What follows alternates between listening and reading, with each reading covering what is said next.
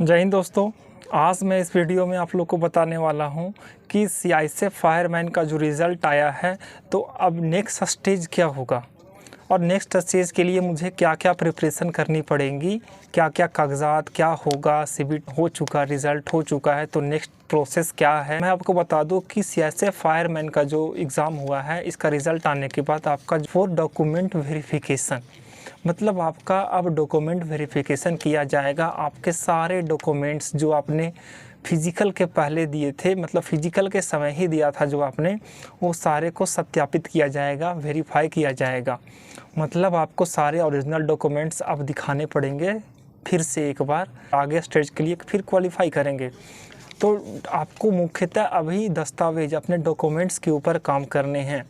अब वो डॉक्यूमेंट्स में क्या क्या हो गया, तो सबसे पहले जो कास्ट से बिलोंग करते हैं, कोई भी कास्ट, जैसे आप हैं, आप एसटी हैं, एससी हैं, ईडब्ल्यूएस कैंडिडेट हैं, ओबीसी हैं, तो कास्ट, इसके लिए आप वीडियो में बने रहें और मैं आपको सारी जानकारी इस वीडियो में ही दूंगा कि कैसे बनवाने हैं, कब बनवाने हैं, कौन कौन से डॉक्यूमेंट्स आपको बनवाने हैं। तो इस वीडियो में आप ज़रूर स्किप ना करें, जानकारी मिस ना हो जाए। तो चलिए वीडियो को हम स्टार्ट करते हैं दोस्तों। देखिए, सबसे पहले कास्ट सर्टिफिकेट की हम बात करते हैं। तो कास्ट सर्टिफिकेट में क्या है कि अगर आप ईडब्ल्यूएस कैंडिडेट हैं, आप इकोनॉमिकली वीकर सेक्शन जो हैं, आप उससे बिलोंग्स करते हैं, तो आपको ईडब्ल्यूएस सर्टिफिकेट बनवानी होगी। अगर आप ईडब्ल्यूएस कैंडिडेट हैं तो आपको ईडब्ल्यूएस सर्टिफिकेट बनवाने पड़ेंगे, क्योंकि आपको रिजर्वेशन क्लेम करना है। तो इस सर्टिफिकेट बनवाने के लिए आपको ब्लॉक जाना पड़ेगा। आपको उसके लिए लगेंगे, जैसे आपको ईडब्ल्यूएस बनाने से पहले इनकम सर्टिफिकेट बनवाना पड़ेगा, आपको रेसिडेंशियल सर्टिफिकेट बनवाना पड़ेगा, रेसिडेंस जिसको आवासीय बोलते हैं, लोकल रेसिडेंस सर्टिफिकेट एलआरसी जिसको बोलते हैं, तो आपको ये बनवाना पड़ेगा। मतलब आपको ईडब्ल्यूएस बनवाने के लिए ये 2 सर्टिफिकेट पहले बनवाने पड़ेंगे, जैसे पहला इनकम सर्टिफिकेट और दूसरा लोकल रेसिडेंस सर्टिफिकेट, मतलब आप मूल निवास प्रमाण पत्र। ये 2 सर्टिफिकेट आपको चाहिए, तभी आप ईडब्ल्यूएस सर्टिफिकेट के लिए अप्लाई कर सकते हैं। और ये कैसे बनेंगे, तो मैं आपको बताऊं कि ईडब्ल्यूएस सर्टिफिकेट जो है वो आपका जो ब्लॉक है आपको वहाँ से बन जाएगा, ब्लॉक से बनेगा। आप वहाँ पे ऑनलाइन अप्लाई करेंगे, उसके बाद बन जाएगी। तो आप एक बार ब्लॉक विज़िट करके आप अपना सर्टिफिकेट आप बनवा लें जल्द से जल्द, ताकि कोई प्रॉब्लम ना हो। इसके लिए आपको बहुत ध्यान देने वाली बातें हैं कि आप सर्टिफिकेट जो बनवाएंगे उसमें आप डेट्स का एकदम ध्यान रखेंगे। जो डेट्स नोटिफिकेशन में दिया रखा है आप उसी के हिसाब से ये बनवाएंगे, ताकि आपको डॉक्यूमेंटेशन के समय कोई प्रॉब्लम फेस ना करना पड़े। और इसमें वैलिड ईयर और फिनंशियल ईयर 2 चीज़ों का ध्यान रखें। अगर आप 22-23 के पास है तो वैलिड ईयर 23-24 होगा, तो ये वैलिड ईयर जो 23-24 जो होगा वो फिनंशियल ईयर 22-23 के बेसिस पे होगा। मतलब आपकी इनकम को 22-23 के हिसाब से 23-24 पे का सर्टिफिकेट इशू किया जाएगा। तो ये आप बिल्कुल ध्यान से बनाएं, बारीकी से बनाएं, ताकि कोई मिस्टेक और स्पेलिंग का मिस्टेक भी एकदम ज़रा भी ना करें, क्योंकि आपको डॉक्यूमेंटेशन में ये सब चीज़ें देखी जाती हैं। स्पेलिंग का मिस्टेक ना हो, आपके नाम में, फादर्स नेम में, कोई एड्रेस में एक छोटी सी मिस्टेक थोड़ी सी प्रॉब्लम बन जाती है। उसके बाद दूसरे नंबर पर आता है ST SC सर्टिफिकेट। ये सर्टिफिकेट भी आपको बनेंगे। आप ये सर्टिफिकेट बनवा के रखे होंगे पहले से तो आपको कोई प्रॉब्लम नहीं है, क्योंकि ये सर्टिफिकेट का वैलिडिटी ज़्यादा होता है। ईडब्ल्यूएस का वैलिडिटी 1 साल का ही होता है। ओबीसी सर्टिफिकेट जैसे हो गया, उसमें creamy layer, non creamy layer होता है। तो नॉन क्रीमी, क्रीमी का भी ध्यान रखते हुए अपने सर्टिफिकेट्स को बनवाएं। और ST SC और OBC सर्टिफिकेट जो वैलिडिटी ज़्यादा होती है के लिए वैलिड है या नहीं है, अगर वो वैलिड नहीं है तो आप नया से बनवा लें, कोई प्रॉब्लम नहीं है, आप नया से तुरंत बनवा लेंगे। सर्टिफिकेट्स बनवाएं वो SDM SDO से बनवाएं, ताकि आपको कोई प्रॉब्लम ना हो। मतलब उसमें जो लिखा है नोटिफिकेशन में कि आप उसी तरीके से बनवाएं। और जो एनेक्स्चर को नोटिफिकेशन में फॉलो किया है, आप कोशिश करें कि आपके अगर स्टेट्स में, आपके डिस्ट्रिक्ट में वैसा एनेक्स्चर नहीं चलता हो, बट फिर भी आप उस एनेक्स्चर में ही बनवाने की कोशिश करें। अगर ऑफलाइन बनता है तो आप वो सर से बात करके वहाँ आप उस एनेक्स्चर में ही बनवा लें, ताकि आपको डॉक्यूमेंटेशन में कोई प्रॉब्लम ना हो।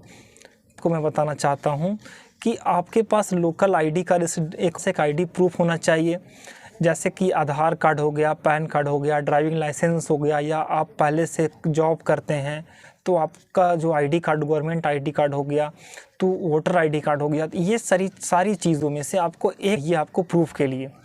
उसके बाद डेट ऑफ बर्थ के प्रूफ के लिए आपको 10th का और 12th का मार्कशीट चाहिए, सर्टिफिकेट चाहिए। अगर आप जनरल और प्रोविज़नल वगैरह जो भी सर्टिफिकेट्स होती हैं वो चाहिए। मेन आपको मार्कशीट देखा जाता है, 10 और 12th का सर्टिफिकेट।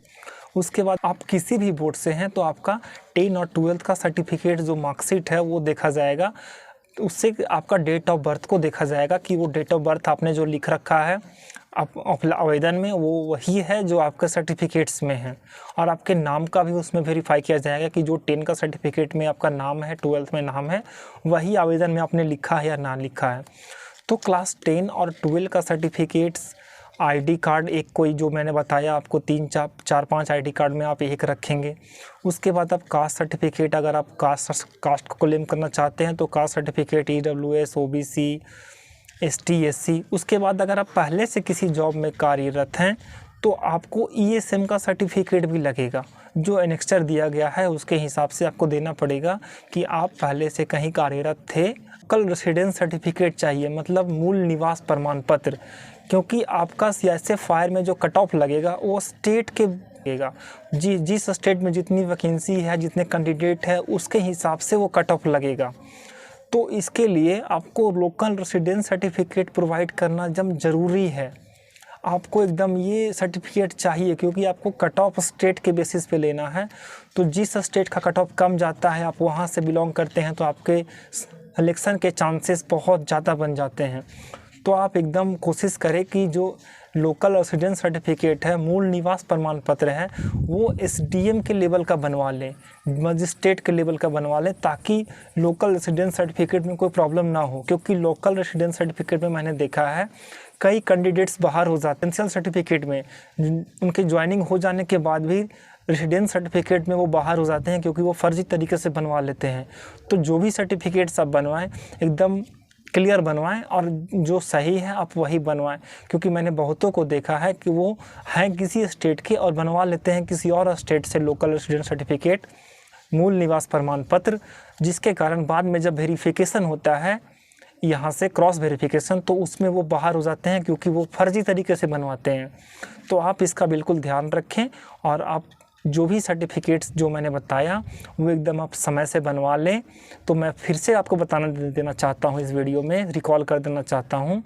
पहला डॉक्यूमेंट जो है वो कास्ट सर्टिफिकेट है। कास्ट में EWS, ST, SC, OBC। उसके बाद दूसरा आपका एक वैलिड ID प्रूफ होना चाहिए। उसके बाद 10th 12th का मार्कशीट सर्टिफिकेट्स होना चाहिए। उसके बाद लोकल रेसिडेंस सर्टिफिकेट होना चाहिए। उसके बाद अगर आपके पास NCC सर्टिफिकेट है ABC, तो आप वो एकदम ध्यान से रखें अपने पास उसको डॉक्यूमेंटेशन में। उसके बाद ESM सर्टिफिकेट चाहिए, जो पहले से जॉब करते हैं, मतलब जो पहले से किसी संस्थान में काम करते हैं, जॉब करते हैं, तो उनके लिए ESM सर्टिफिकेट चाहिए। तो ये सर्टिफिकेट्स जो हैं आप इसको एकदम समय से बनवा लें, जिस तरीके से नोटिफिकेशन में दिया गया है और जैसे आपके हिसाब वो बनता है, आपके लोकेलिटी में, आपके स्टेट्स में, डिस्ट्रिक्ट में जिस तरीके से वो बनता है, आप वहाँ पे उस तरीके से प्रोसेस बनवा लें। अगर आपको कोई भी परेशानी हो, कोई भी प्रॉब्लम हो डॉक्यूमेंट्स बनवाने में, तो आप वीडियो के कमेंट बॉक्स में आप ज़रूर कमेंट करें। मैं आपको कोशिश करूंगा कि मैं जितना हेल्प हो सके मैं आपको उतना हेल्प करूंगा, गाइड कर दूंगा, ताकि आपको डॉक्यूमेंट्स बनवाने में कोई प्रॉब्लम ना हो। क्योंकि डॉक्यूमेंटेशन किसी भी एग्जामिनेशन एक बहुत महत्वपूर्ण प्रोसेस है, तो आप इसमें थोड़ी भी चूक ना करें, क्योंकि ये बहुत कम समय, मतलब मैं बता दूं कि 1 सप्ताह के अंदर आप डॉक्यूमेंट बनवा सकते हैं सारे बहुत अच्छे से। उम्मीद करते हैं कि आप सभी डॉक्यूमेंटेशन की इस वीडियो को आपको पसंद आया होगा। आपको अगर वीडियो पसंद आया हो तो चैनल को लाइक करें, सब्सक्राइब करें, शेयर करें, ताकि मैं और भी मुझे मिले कि मैं जो वीडियो बना रहा हूँ आपके हेल्प के लिए, वो वीडियो और भी आगे जारी रखूँ। बस लाइक, शेयर, सब्सक्राइब करें ताकि मेरा मनोबल भी बढ़ा रहे। बस आप लोगों से और कुछ नहीं चाहिए। आप लोगों का प्यार मेरे लिए बहुत काफ़ी है। जय हिंद दोस्तों।